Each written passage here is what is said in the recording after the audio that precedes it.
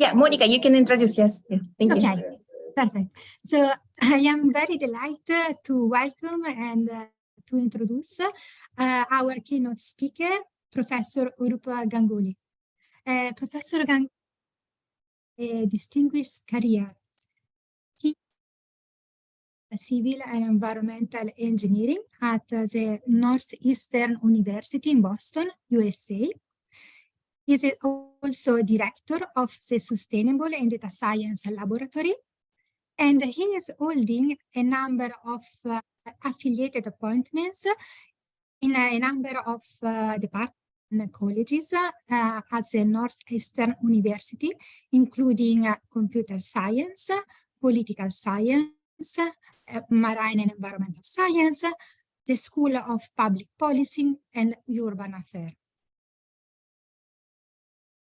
A joint role as a chief scientist at the Pacific Northwest National Laboratory, and he is a co-founder of the Boston-based climate analytics startup RiskQ.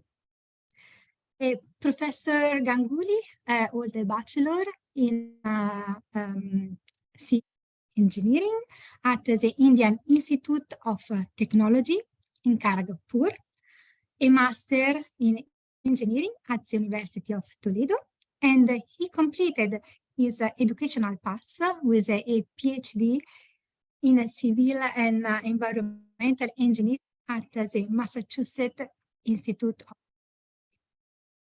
the research of Professor Ganguly is indeed at the intersection of science, water, and infrastructure, such as nonlinear dynamics, data science, and computational simulation. And some part of these tools are indeed applied in the field of artificial intelligence. So his work captures the connection of complexity from natural engineering and human systems, translating this science to action and to provide insight and practice. So the today presentation is about climate science and resilience with physics-guided informatics, and big and small data. Thus, is with my great pleasure that I pass over now to Auroop, and the floor is yours. Thank you so much, Monica. Let me try to share my screen. Can you? Yeah, we can. Thank you.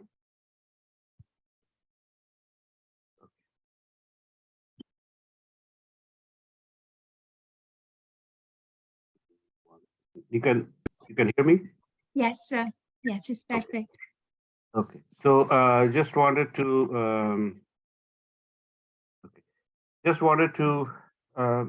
start with acknowledging the fact that all of what I'm going to show is work by my students, postdocs, visiting faculty, and others, collaborators. Most of what I'm going to show, some I'm going to cite others' work as well.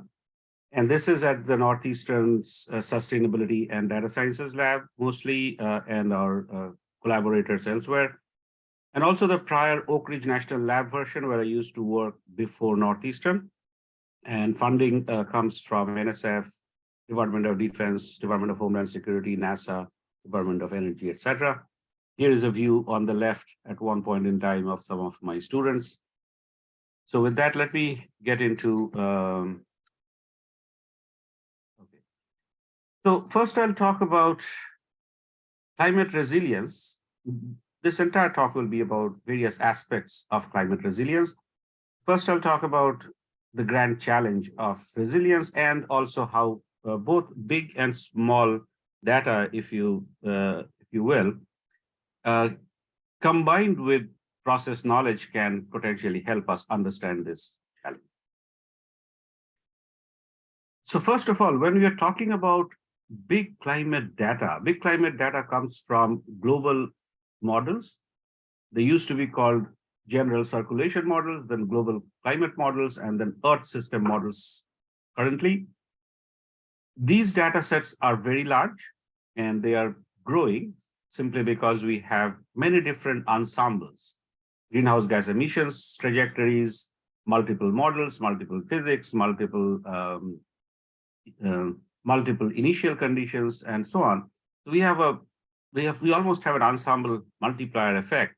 A lot of models, global scale, high, relatively speaking, high resolution as far as global models go. That's one. And the other thing is remotely sensed data, which is also growing significantly. So we have lots of data, and some of that, even relatively simple approaches, sometimes fairly simple approaches from the perspective of statistics or data analysis, can give very interesting insight. Just as an illustration of that, and in this presentation, I'll talk about various illustrations. I cannot go too deep into any one topic. I'll not be able to cover all topics, but I'll try to give some illustrations. So here, just very simple analysis of model ensembles, climate model ensembles, led us to these insights, two different insights, different papers. One was that heat waves, and this was 2009, heat waves will continue to trend higher. Heat waves will continue to intensify, both in terms of trends, both in terms of intensity and duration, and also in terms of frequency. But we may have larger uncertainty and larger geographic variability than what we thought before.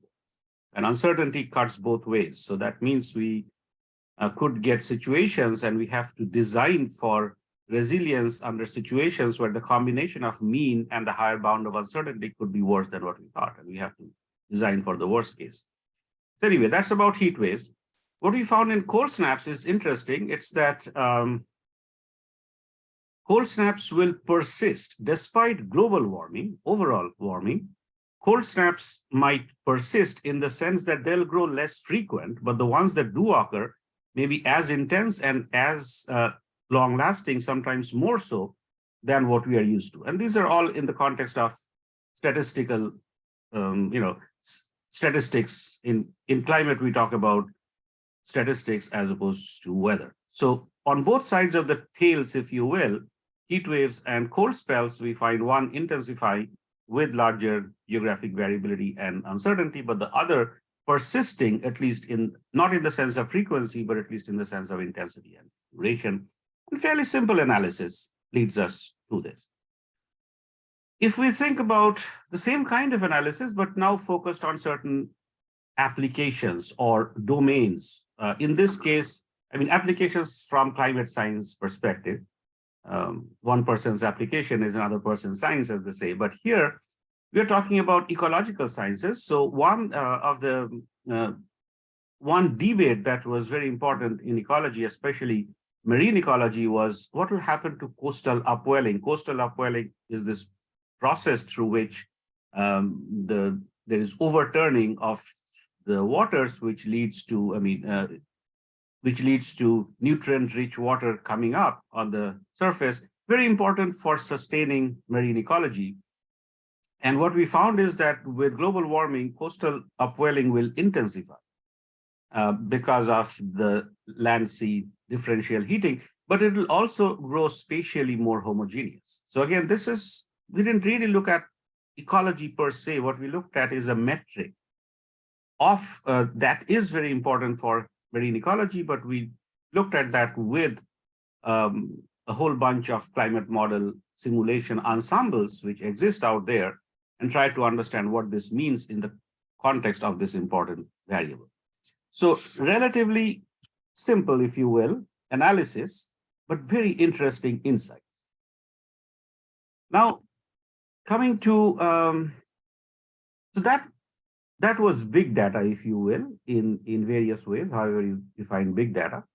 But now let me talk about small data. First of all, in the context of climate, we are often interested in extremes, the statistics of extreme events, or extreme stresses, large stresses, sometimes compound extremes, but we're interested in extremes. And we're interested in distributional tails.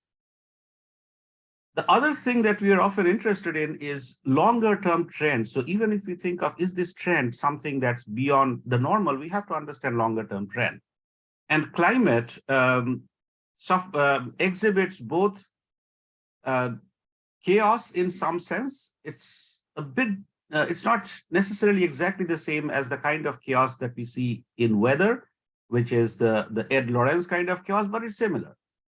And it persists even way into the future. So we see those in climate. We sometimes call this internal variability. This is definitely one aspect of internal variability of climate.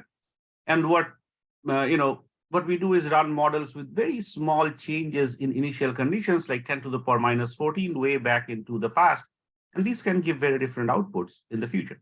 But anyway, so that's one thing. But because we have to understand the changes in climate over and above a longer term trend, now we have to look at longer term trends. And the moment we start to look at longer term trends and low frequency trends, climate also has this 1/f frequency, so low frequency variability, if you will. When we start to look at that, we fall back to instrumented records, and they can be very sparse and they can be fairly small. So one is just extreme. So even if on the left, what I'm showing is some other work that we did, which focused on looking at both sides of the tails of temperature, both heat waves and cold snaps, and the reasons for that, mixed models and so on.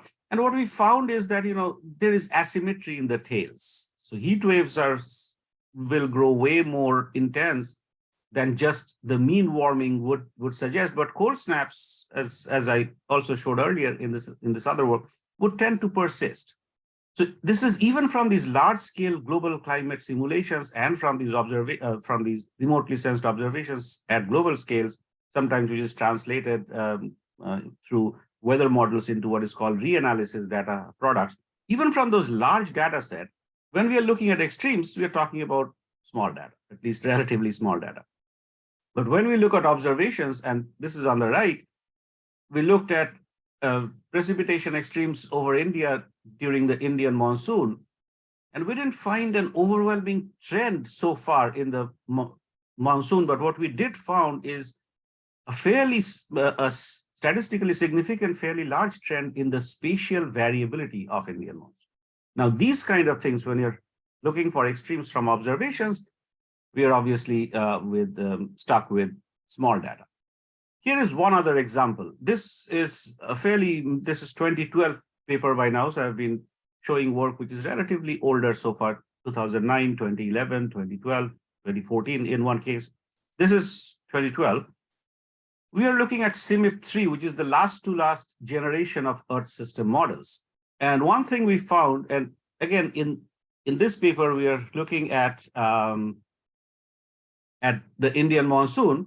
We were looking at 30-year averages of Indian monsoons. It's sort of like a low-pass filter, if you will, a simplest version of low-pass filter, just do 30-year average. And once you do 30-year average, we found that there is a 65 to 70-year cycle in the Indian monsoon.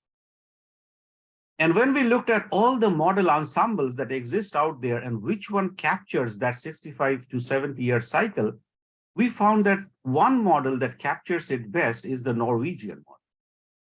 Now, global Earth system models are built by about 40 or 50 modeling groups across the world. The basic Newtonian physics is the same, but they may do parameterizations slightly different. This is like saying F equals ma is the same, force equals mass times acceleration is the same, but we don't know friction, so people handle friction different. That's what goes on inside these models. Of course, I'm oversimplifying it, but think of cloud parameterizations, for example. They can be handled differently.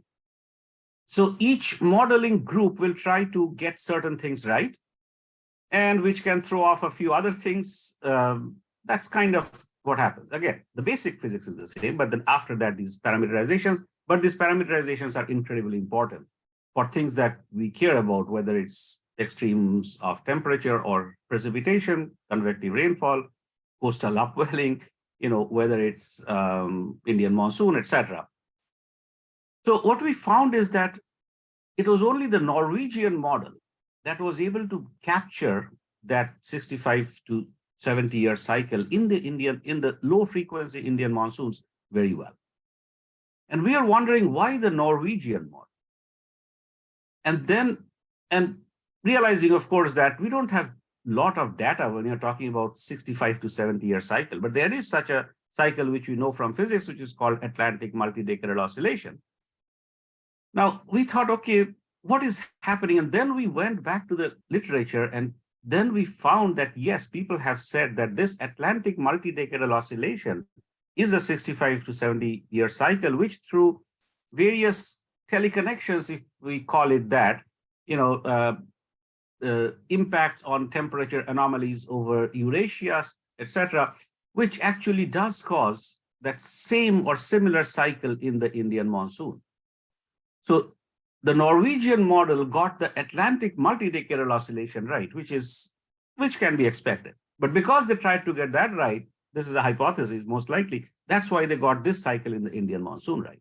But again, think of the physical interpretation and also think of the relatively small data set when you're talking about frequencies at that scale. And one way to think of the climate system is it's a mix of mostly physically interpretable frequencies at many, many different scale from sub-daily all the way to, I'm showing here 65 to 70 years cycle. All right, now, given that we are dependent so much on climate model simulations, it's not that we don't have observations, and observations gives us very important insights. Observations are also used to, we use those to try and validate models. But point is, in the future, of course, we don't have observations. So we are dependent on models. Now, here is something from the latest generation of climate models, and I'm purposely quoting here the media. This is Bloomberg. And in 2020, when the latest generation of Earth system models started to come out, they're mostly already out. This latest generation is called CMIP6, Coupled Modeling Intercomparison Project Phase 5, coordinated effort across these 40 or 50 modeling groups across the world. The headline was, "Climate models are running red hot and scientists don't know why." Now, this was, of course, the title seemed a bit, well, is it scientists don't know why is probably a stretch. But anyway, that was the title in 2020. Then in 2022, May 2022, this year, the same media, same journalist, the title was, "Why are some climate models running red hot? Scientists have an answer." It's the same generation of climate models, and climate science or data-driven tools or partial differential equation-based simulations, they don't change that fast. It's the same generation of models. So in 2 years, we don't, it's hard for me to think that, suddenly something transformed in our understanding of climate science or climate models. But what happened is people looked at these new cloud physics parameterization, but found that those models, these cloud physics parameterization were embedded in some of the more established models because they work better in other situations.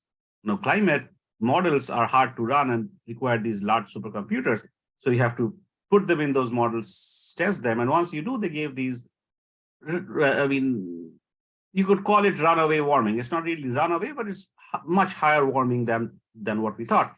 But then when scientists tried to validate that with observations, model hindcast versus observations, they found that these models don't have that much, these higher levels of warming don't have that much skills.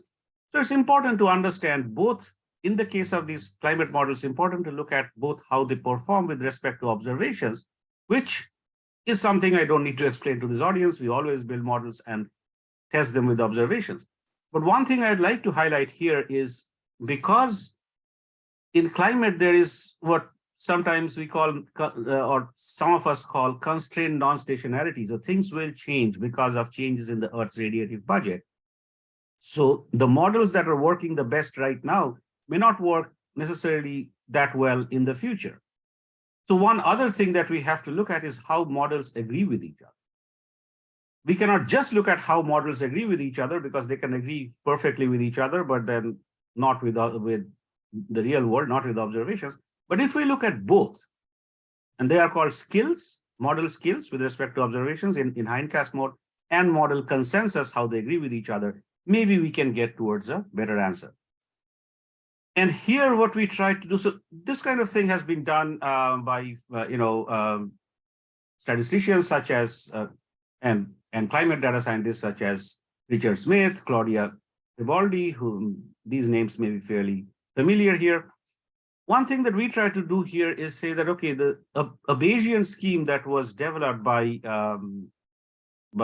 Richard Smith and colleagues tried to balance these two, skills versus consensus, skills with observations, consensus among models, and come up with a sort of Bayesian scheme with a parameter that tried to balance the two. What we tried to do here, others had taken steps in this direction as well. So I'm just showing our work more because I know more about those. But it's an entire community, of course. But here what we tried to do is we looked at skills and consensus, but also look at a third factor.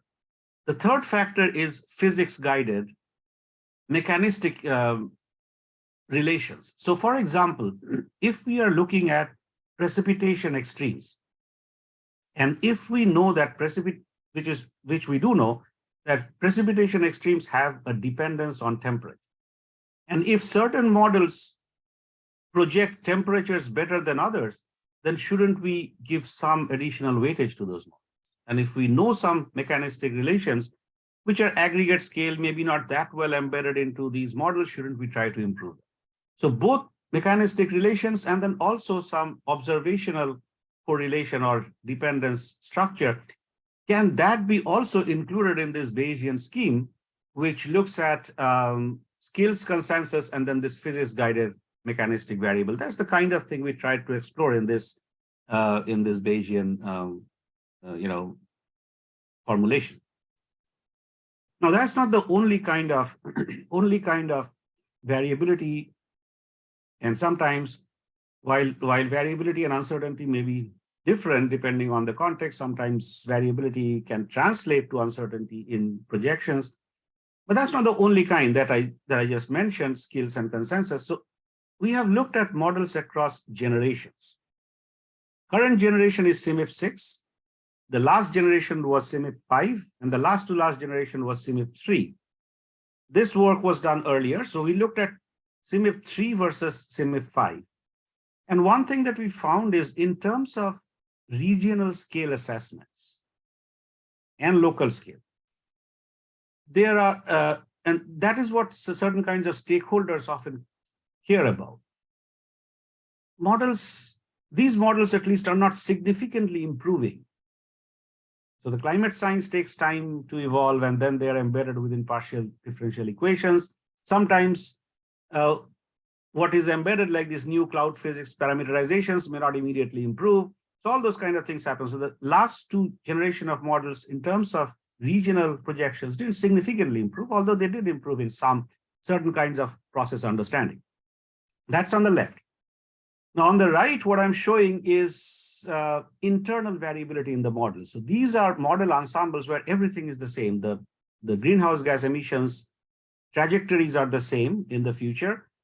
The model physics, parameterizations, everything is the same, except that these models were run with very small 10 to the power minus 14 differences in initial condition way back in 1870, whenever these models were, sort of started to be simulated. Now, these are so small that they cannot be detected by any sensor.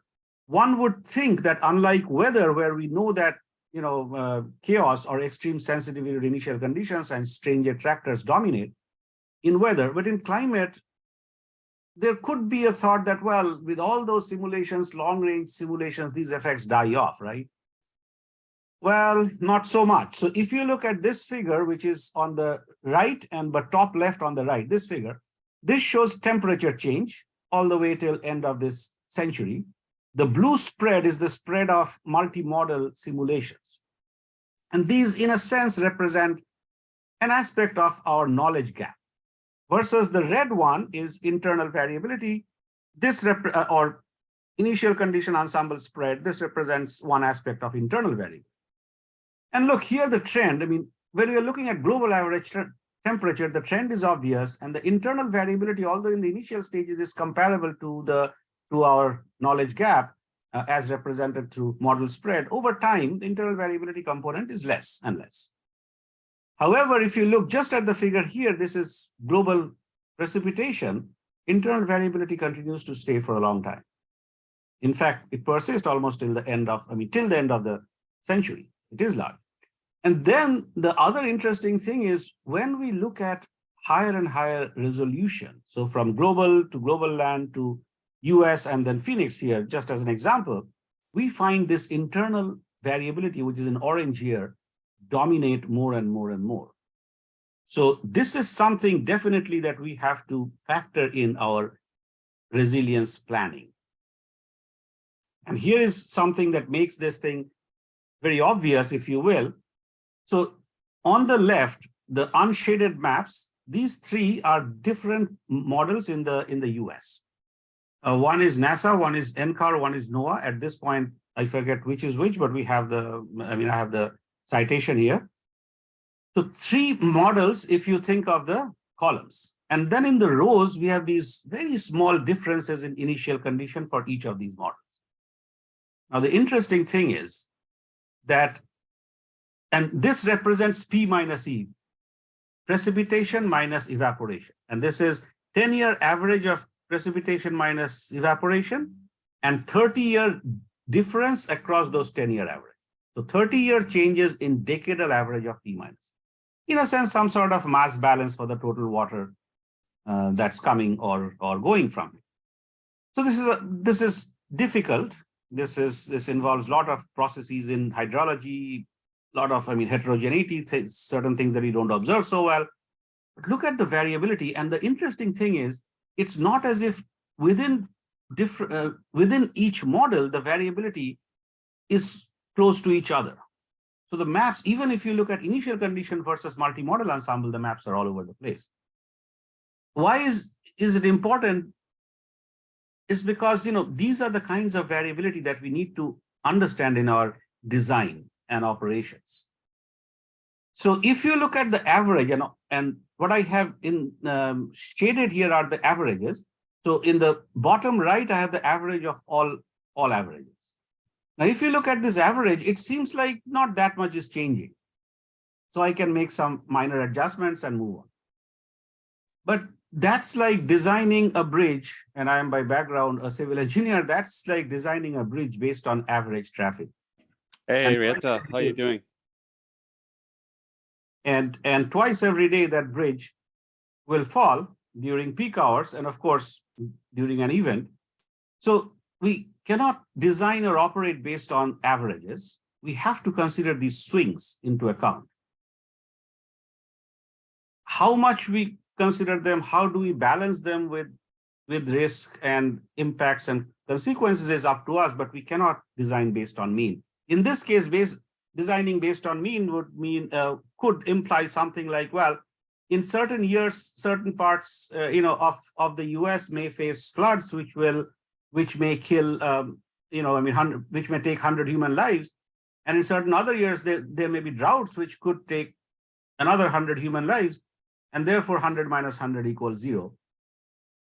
If we design based on the mean, that's the kind of logic we are talking about. So we have to consider these fluctuations. And talking about fluctuation, this is a very recent work from our lab by just recently graduated PhD student Kate Duffy. So what she was looking at was, on the one side, these Earth system models, and she was focusing on the things like changes in the mean, but also changes in fluctuations, changes in the variance, and changes in autocorrelation. So far we have often looked at, for these impact studies, often looked at changes in the mean. But she was looking at all three in the context of ectotherms, in the context of ecology, in this case, terrestrial ecology. And she was focusing on ectotherms, specifically insects. So insects are not, insects play critical biological and ecological role, but insects are cold-blooded animals, so they are more subject to the highs and lows of temperature, or feel it more. Now, there are lab tests. There have been various field tests, laboratory tests, based on, in this case, 38 species of insects, where people have found that, here are the thermal performance curves. So here is how these insects either survive or thrive based on different temperature ranges. These are based on field tests, lab tests. And then there is this global Earth system model considering the entire world and so many models, etc. Very different scales, very different ideas. However, and what Kate was able to do with an ecologist, Tariq Guhier, is look at the changes in the mean variance and autocorrelation and then translate these to what that would mean for thermal performance curves.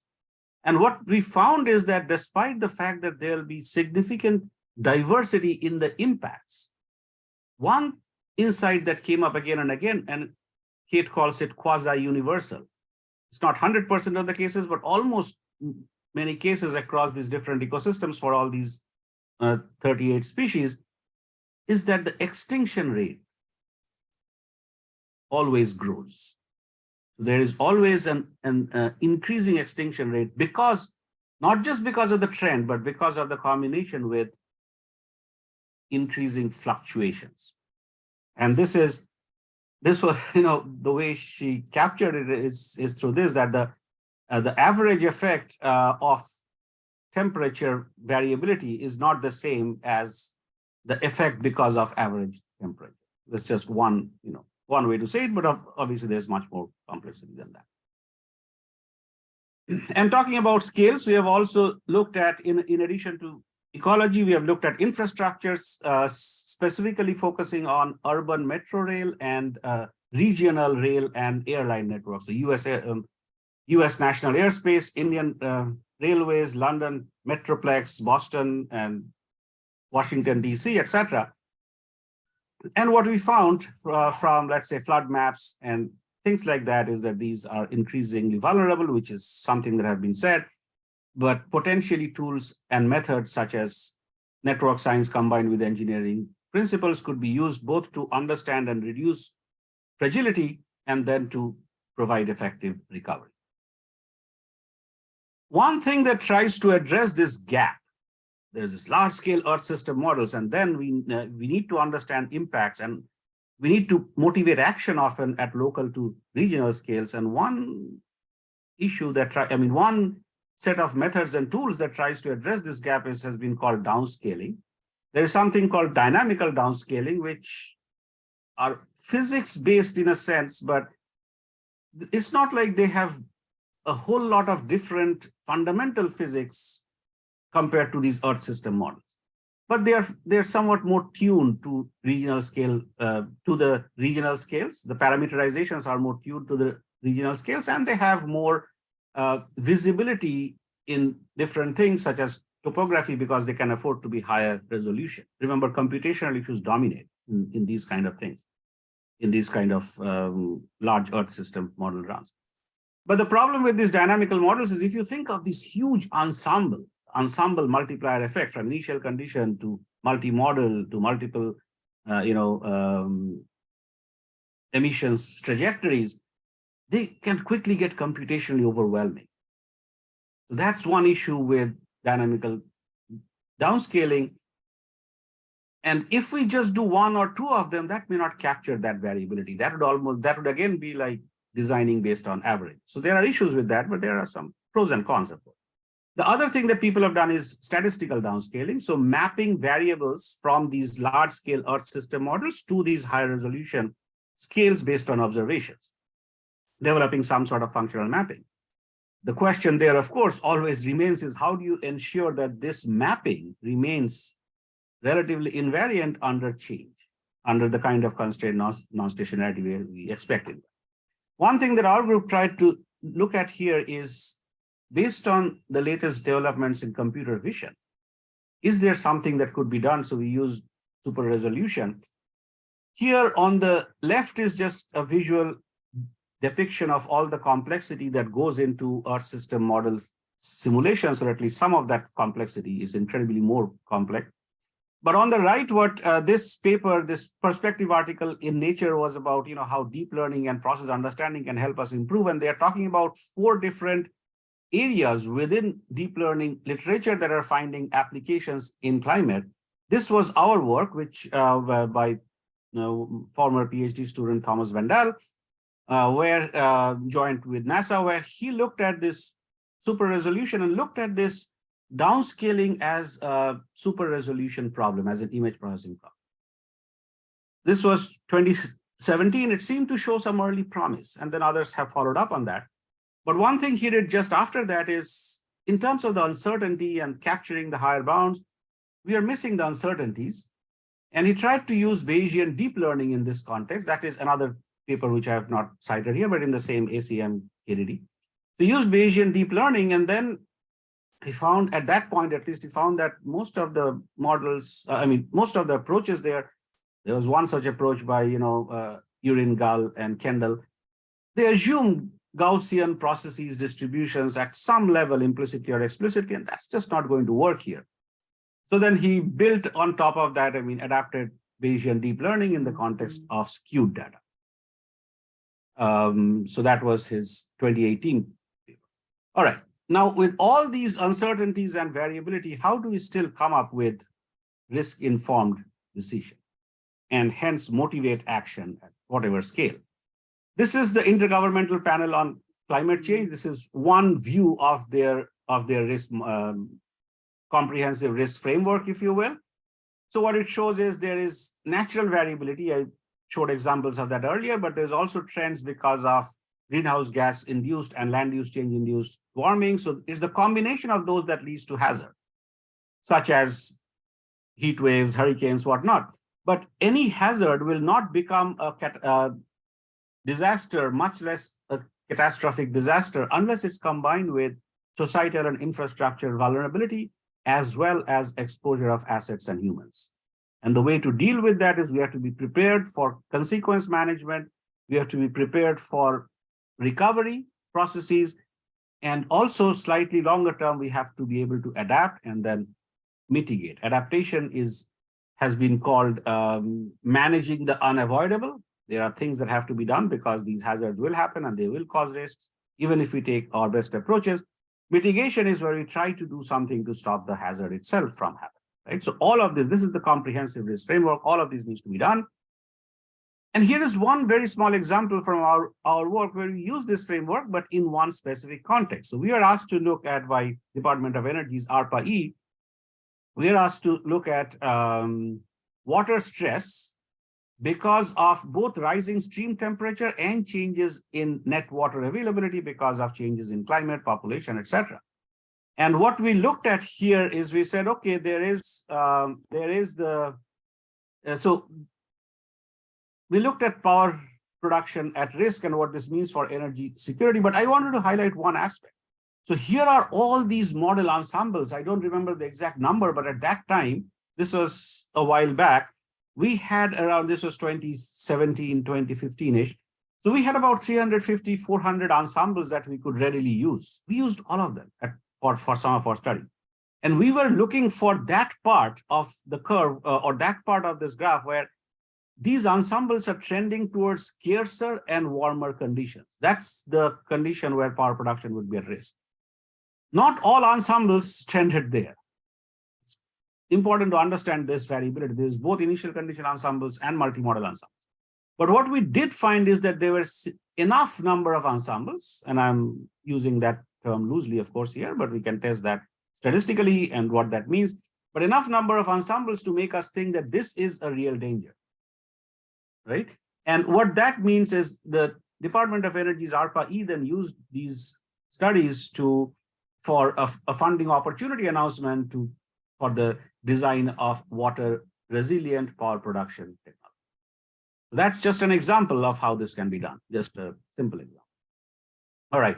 I'm sorry, this figure is a bit upside down, but what this says is that this was one paper. This is not by us. This is a perspective article by Rising et al. in Nature, fairly recent, just last month, and which showed that here are the kinds of missing risks of climate change. And it showed at the top or on your left in this figure, that's the emissions pathways, the greenhouse gas emissions and population. So they include, these are like what if scenarios. So they consider population. So here is how they just consider two different scenarios.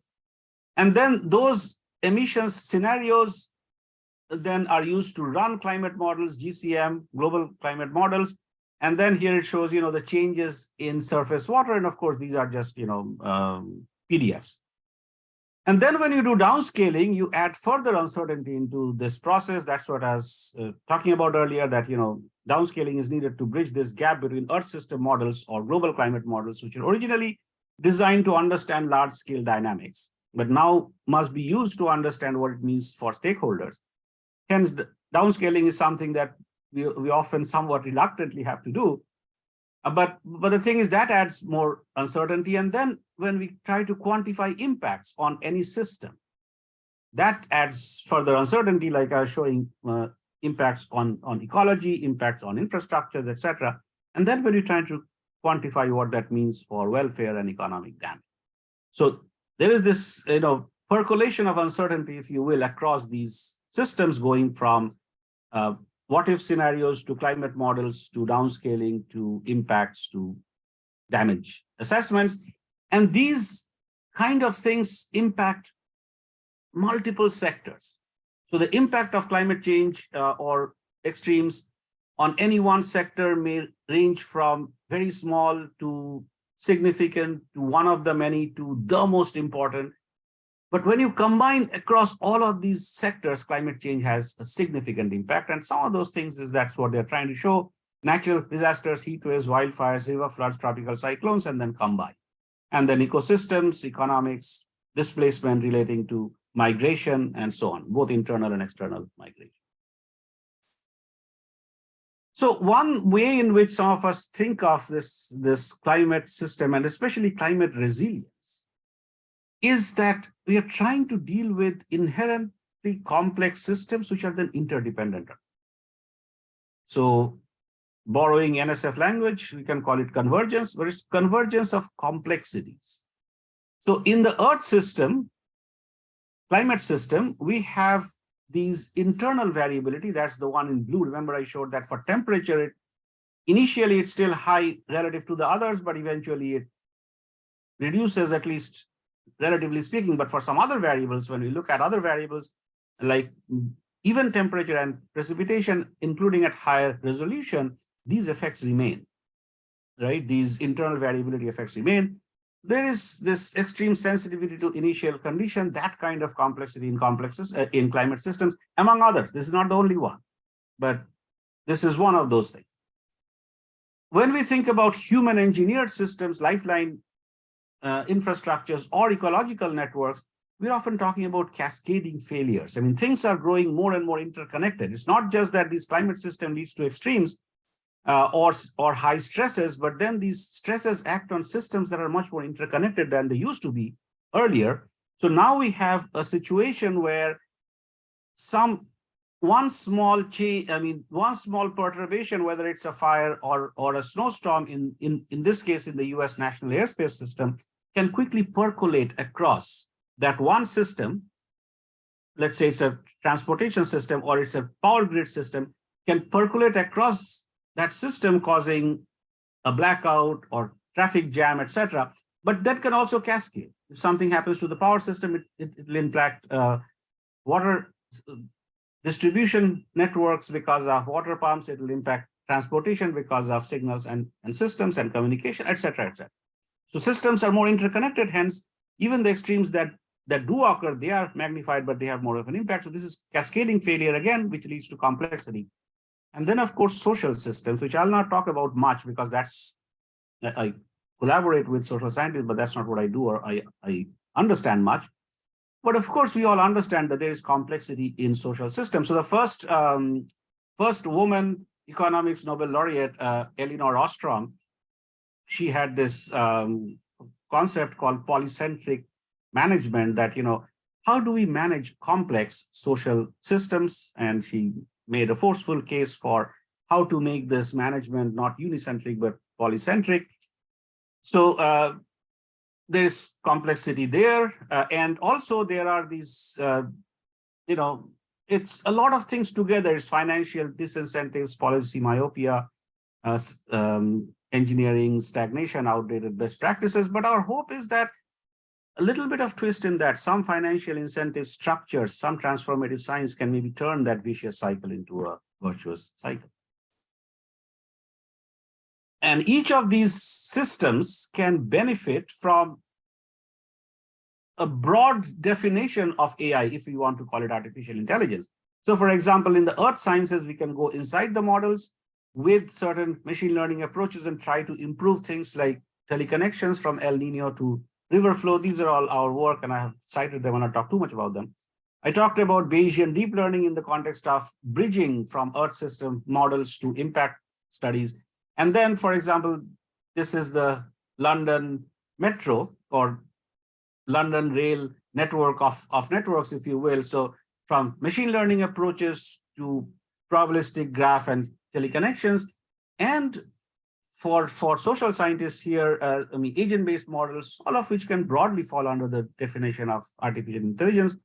But that kind of methods could help. It has to be combined though with the physics and process understanding that we know. And again, I'm using this term artificial intelligence very broadly. It's basically data-driven sciences. So I'll now quickly go through a case study. Now that we have seen all of this, this case study is based on, just explain the societal importance, just some media reports where they quoted me. I'll use media reports where they quoted me simply because I know what they wrote, because I read them, and then give some examples of our own work, just very quickly. Newsweek talks about global weirding. Humans have caused chaos on Earth. This chaos, by the way, is just the English meaning of chaos. This was the article in Newsweek, and what I was mentioning there are these two things that, first of all, or tried to mention, is hydrometeorological hazards are often growing more intense. But it's not just that. It's the fact that we are growing more connected. It's the fact that exposure and vulnerability, societal and infrastructural exposure vulnerability, that is also growing more intense. And the other thing is the variability and uncertainty. We cannot design based on the mean understanding, based on just mean trends. We have to look at fluctuations, variability. We have to look at predictability of systems, how much we can predict. In weather, we can to some extent deal with that. In climate, we have not still started to think through that well. And just as an example of that, here is one of our earlier work, which showed that precipitation extremes will intensify under global warming, Journal of Geophysical Research. Here is another article in the New York Times. This is ways to rebuild after a hurricane, in this case, after Hurricane Ian. And one thing that I was saying here is that, look, if you build in the exact same place in exactly the same way, you are subject to at least the same risk, in most cases, more risk because of, different things that are happening, including global warming and changes in infrastructure and human vulnerabilities. So the kind of things that I was saying is you have to do is build better, and some of us are saying is build better building codes, which are less prescriptive and more performance-based and more forward-looking. Think of a combination of gray and green defenses. So nature-inspired systems and hard infrastructure. Despite all of that, in some cases, we have to think about relocation.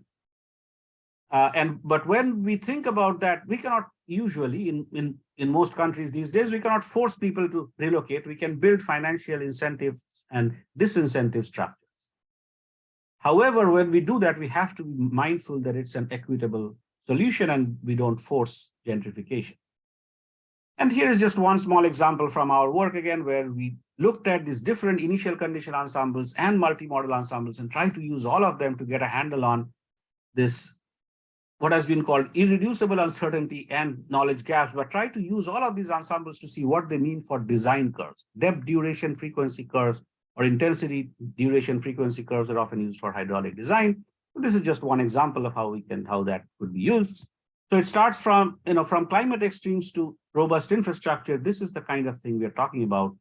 And here are some simple examples. A lot more work, of course, needs to be done. Then I wanted to briefly talk about the action, translating to action. I mean, many of us, especially some of our students, we are growing old now, but our students are not. They're growing frustrated at the lack of action. So I wanted to mention a few things here. If you think, let me go to the highest end of this. Let me go to the Nobel Prizes and the globally coordinated action. A paper in Nature in 1974 leads to action. So from science to action in roughly 14 years, where the Montreal Protocol is signed for the ozone hole problem. And 7 years after that, that's awarded. And then now we have the Kigali Amendment to this Montreal Protocol. 100 parties signed in 2020. A couple of months back, even the US Senate, in a relatively bipartisan way, chose to sign that, right? This science came from the US, but unfortunately, the US is often not the first to sign these agreements. Be that as it may, this Kigali agreement not only is doing, has been working towards addressing the ozone hole problem, but as a side benefit, it's reducing these gases, which also contribute to global warming. Now, when we think of climate, first of all, there's Nobel Prizes don't seem to go in exactly the same chronological order of science to action to Nobel, etc. The Peace Prize was awarded in 2007. The Economics Prize, which relates to climate adaptation, mitigation, etc., was in 2018. And then the Physics Prize, which talks about what may happen, was just last year. This is interesting. I'll not dwell too much on that here. That's something we can always talk about later. But point is, one of these Nobel laureates, this is Dr. Klaus Hasselmann, has to say, unfortunately, that I hope that young people succeed where we scientists have not. And New York Times just last month, climate pledges are falling short and a chaotic future looks more like reality. So this is unfortunately the situation with climate. I'm not involved with too many of these United Nations reports or panels, but this is the one which I'm involved in, which is involved in as a reviewer, not as, so here, this panel looks at stratospheric ozone depletion, so the ozone hole problem with climate change and UV radiation. We have been talking about some of these things, although much more work needs to be done as to why there has at least been some globally coordinated action in one case, but not so much. People are looking at that.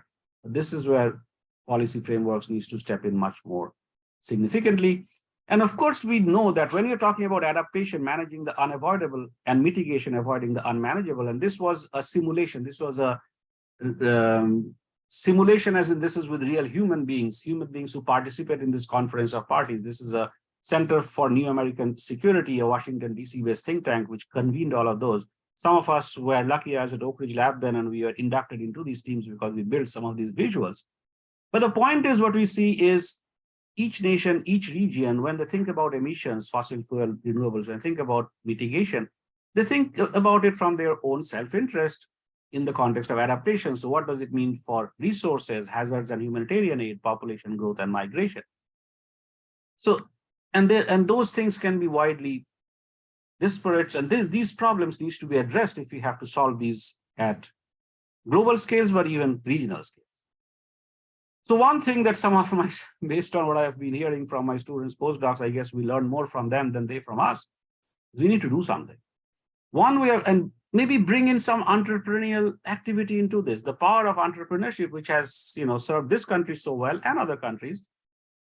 Can we bring it here, and can we take action from local to regional scales, bottom-up action, which may drive then global action as well?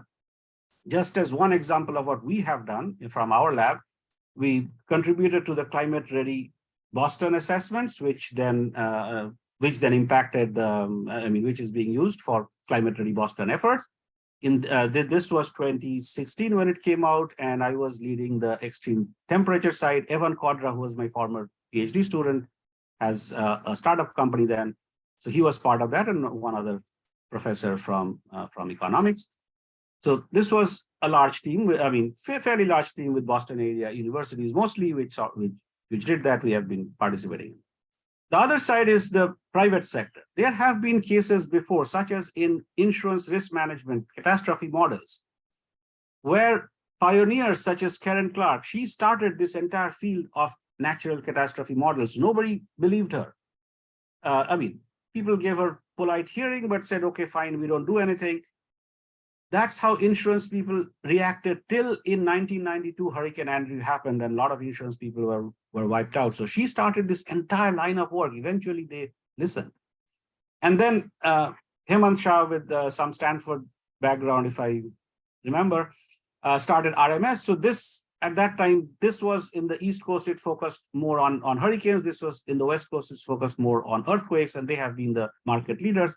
Now they have gone through in one or more acquisitions, but they're still the market leaders.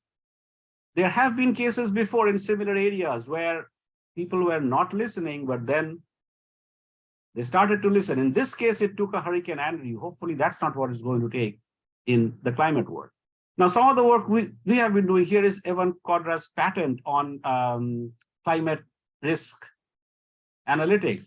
And here is, there is one other PhD student, Udit Bhatia, and Evan Kodra, and their patent on recovery of network or interconnected systems after hazard. Here's an example. This is Evan in the Wall Street Journal. I'm incredibly proud of that. So this company, Risk, was acquired by a Fortune 500 company called Intercontinental Services, and is growing significantly now, even in this market. The point here was that they started by looking at, and I was a co-founder here, so we started by looking at insurance industry, but then we quickly pivoted to urban risk management, so climate and urban. And what we found is that there's a lot of market potential out there in terms of rating agencies and bond issuers, bond investors, meaning municipality bonds, muni bonds, so bond issuers, but limited understanding of how to handle these. But if they could be handled well, they could provide the much needed financial incentives, which could then drive risk and adaptation decisions and action. That was the thing. And it seems there is a good market for that. They have been, very successful initially. So now that they have been acquired by this Fortune 500 company, hopefully it will grow in that sense. So that's something, that's the kind of thing. And they, by the way, they also have worked significantly on environment, on ESG, environmental social governance, and things like, understanding inequities in the context of climate adaptation. So things had to work in tandem. The climate science and analytics and engineering insights had to work in tandem with these kind of ways to build financial incentives, and in this case for them monetizing, and also thinking about climate and environmental justice kind of issues. And that was this company. And what happens is once something is started, then it motivates the next generation of entrepreneurs. So in this Greater Boston Climate Ready assessment, I was not even involved. Evan was leading this, and Kate Duffy, I spoke about her work earlier, and Mary Elizabeth Warner, Lizzie, they were part of that team. And of course, there were many others. So PhD students contributed. And then Kate and Thomas Vandal, Thomas is the one who did that work with machine learning for downscaling. Kate and TJ, they have now started a company out of NASA. So they were scientists at NASA, and then now they have started this startup. So once we start something, it can motivate others. And again, I gave examples from some of the work we have, mostly from some of the work we have done in our lab and where we have been quoted and our own startups, simply because I know more about them. But of course, it's a community out there, and things are happening despite some problems that we hear, of course, at global scales, policy scales. With that, I'd like to stop and take any questions, please. Thank you so much. Extremely interesting talk. Are there questions for Professor Ganguly? I'm sorry? I am asking if there are questions from our audience. Yeah. Thank you. Yeah. I can start. I actually have a question, and is maybe related to how we communicate uncertainty and around climate change. I am thinking about some initiatives that we have also in the UK, where we try to communicate uncertainty on climate in schools or with, I don't know, stakeholders. And my question is, there are, given your experience, there are tools that we can use and you can exploit in communicate this uncertainty, because it's not everything white and black, and it is not easy, especially with as you are discussing. It's not easy to communicate this uncertainty with a young generation sometimes, and there are these initiatives in the schools. So if you have any suggestion about tools that we can use.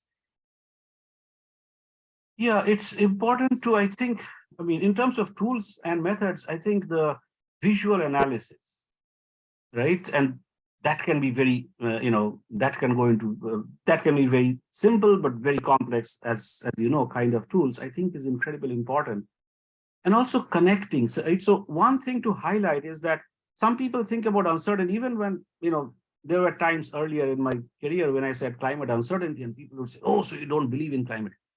No, that's not what I'm saying at all, right? What I'm saying is what Dr. Stephen Schneider, who was one, very well-known climate scientist, used to make this distinction between climate denier and climate skeptic, right? Denier is you have the evidence, you just don't want to, you will not believe it, give me whatever. That's different. Skeptic is something that all scientists should be. So that's number one. But that doesn't mean that we cannot take action. Look at the trend in temperature. Look at the trend in, if I just force model with natural forcing versus, anthropogenic forcing, look at the trend. That being said, I think in addition to visual analysis of what these uncertainties mean in specific context, we need to communicate the fact that uncertainties doesn't mean inaction. There is always a cost of action and cost of inaction. But uncertainties are incredibly important for action. Like I was saying, if somebody, based on my civil engineering background, if somebody asks me to build a bridge or a building and gives me average projections, here is the average load on this building, average load on this bridge, I would be terrified. I would say, I can do anything there. You have to give me the variability. You have to give me that range. I may not be able to design for the worst of the worst case, but I have to design for some worst cases, because otherwise it will fall all the time, right? So I have to do some risk-informed decisions. So I think giving, in addition to visual analysis of what these uncertainties mean, giving specific examples like that, here is the kind of things we can do, and here's what has been done, can be helpful. And of course, the third thing I would say is there is a need to communicate it in a way that connects with whichever audience we are talking to. So, for example, there is this very top climate scientist, and whom I'm lucky to count as an occasional collaborator, Catherine Hayhoe. She's a top climate scientist. The reason, though, why she was a time 100 person was not just because she was a top climate scientist, which is one of the things, but also because she communicates this uncertainty very well. And she goes to, for example, evangelical audiences and says, look, this doesn't have to go against your primary belief system. So there's all of these aspects to uncertainty communication, but happy to talk more. And there are many different tools, of course, from visual analytics to understanding these differences in uncertainty. I mean, it's not the same when you're talking about internal variability and predictability versus knowledge gaps versus how to address. Thank you very much. Julia? Yeah, it's really, thanks very much, Auroop. It's a fascinating talk.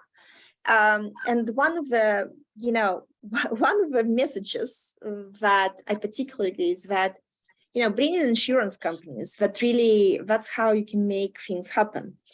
I didn't work that much with reinsurance company, but I did work with insurance companies trying to understand this low individual, high cumulative impact events. And one of the problems there is that data are proprietary. Unless you have an agreement with an insurance company, essentially you won't be able to analyze the data. So, and I think that data is one of the primary roadblocks for the more general community. Norway is one of the pioneers in terms of collecting insurance data and making it public. Okay, that was, of course, aggregated data for some counties, but nevertheless. So do you think there will be any kind of advances, maybe like a joint initiatives between federal agencies and some of insurance companies, making this data public? Yes, very good question. So especially for these kind of things like financial incentive and so on, or financial instrument. But this is true even in impact, right? Are showing insects, right? In ecology, it's not like climate models where everything is immediately shared. In ecology, spend a lot of time gathering some data, so they feel some ownership and it's not shared. Infrastructure. We work mainly with transportation because those data sets are available. Think of power grid communication, it's hard to get, same kind of thing. One thing that, first of all, even if we work in some cases specifically with certain companies and such where we preserve their trade secrets, we give them, we work with them or others take our technologies or solutions or sciences method and work with them, that's okay. But it still has to be peer reviewed, it still has to get out of the system. One thing I have been thinking about is in AI, machine learning world or data-driven sciences world, we have been so good in some aspects, not all aspects. There is the issue of ethics and so on, but in some aspects, we've been so good with web mining, with increasing businesses for these top companies, with privacy preserving machine learning and data mining. Can we not do that? I've talked with some folks at DHS, for example, and others. Can we not do that here? Can we not have some third-party trusted sources where the data are anonymized enough so that their business interests or security interests are not compromised, but we can start to do that. These kind of benchmarks which relate to impacts, adaptation, mitigation, vulnerability, unfortunately needs to grow much more, Yulia. And maybe this is the community that can, or at least one of the communities that can motivate that. Why not? We are doing so well in anonymized data in other areas, developing benchmarks. Why not here? Right. But very good question. Yeah. I agree, but that's where we shall go to. And I know that NASA has a lot of interest in creating benchmarks, but then it shall be a question of you have benchmark, but then also what is the impact of this data on, say, critical infrastructures or on houses and so on. So, and that shall come, I believe that it shall come from some of the federal agencies who can, yeah. Exactly. So we have been talking with some of them, for example, DHS. And we can understand why. Federal agencies, public sectors like port authorities, seaport, airport, we can understand why they are careful, right? These are security issues. And like you said, for insurance, these are business sensitivity issues. So understand that. But let us try to solve them, solve the issue without making them feel that, we are compromising with security of things. And I think it can be done, the kind of tools and methods. Okay, so I think we should stop here. And I would like to ask to everyone to unmute and to join me to thank you so much. Yeah. Thank you so much. Thank you. Thank you so much. Thank you. Thank you for having me. Pleasure to talk.